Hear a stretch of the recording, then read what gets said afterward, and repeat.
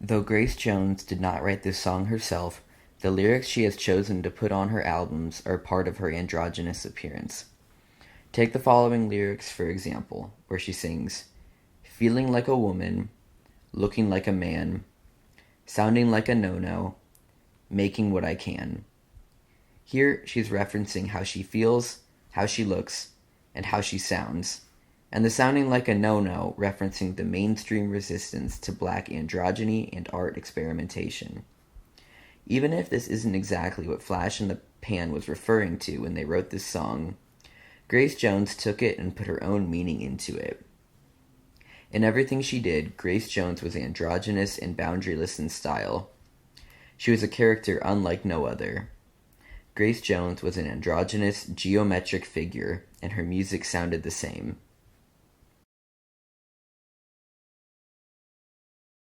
For the last artist in this second era, the era of androgyny and ambiguity, is an artist who goes by many names. Prince, the artist formerly known as Prince, the artist, the kid, the unpronounceable love symbol. However you know him, Prince's impact on all he touched is a lasting one, even as we approach almost 7 years since his passing.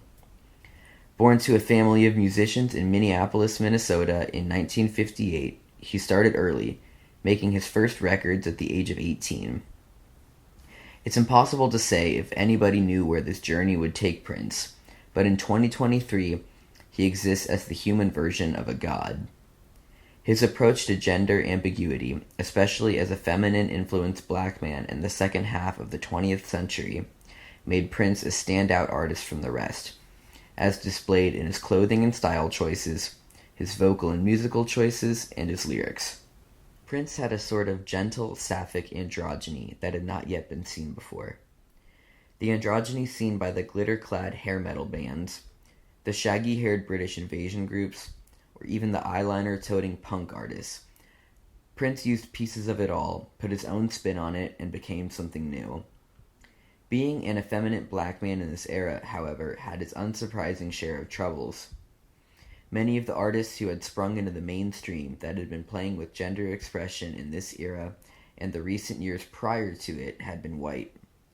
Many of these artists, such as the Rolling Stones, who had donned dresses and women's jackets in the 1960s and 1970s, were protected by their whiteness.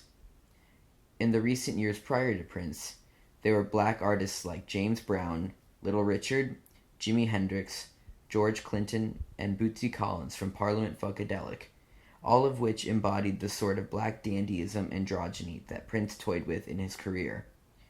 Even with these artists, however, their use of androgyny was more of an artistic choice. Prince's existence as a black man with his sapphic androgyny was a part of his identity, and one that stayed with him even when he walked off the stage. Prince was, from the depths of his subtleness to the heights of his flamboyance, sexy. His appearance ranged from the soft, gentle, and sapphic, to wild, flamboyant, and erotic, and everywhere in between. His expression, though, in his music as well as his personal style, was not a rejection of the masculinity. It was an embrace of the feminine. There was an inherent and natural femininity to him. Rather than combating this or attempting to overcompensate with hypermasculinity, Prince leaned into it. Femininity was not a burden to Prince, rather it was a core part of who he was. His sense of style reflected this greatly. He was either leaning into his erotic sex symbol status, donning his famous high heels, knee-high fishnets, and garments that just barely covered him, or he was embracing black dandyism via ruffled collar suit jackets, lacy shirts, and extravagant accessories.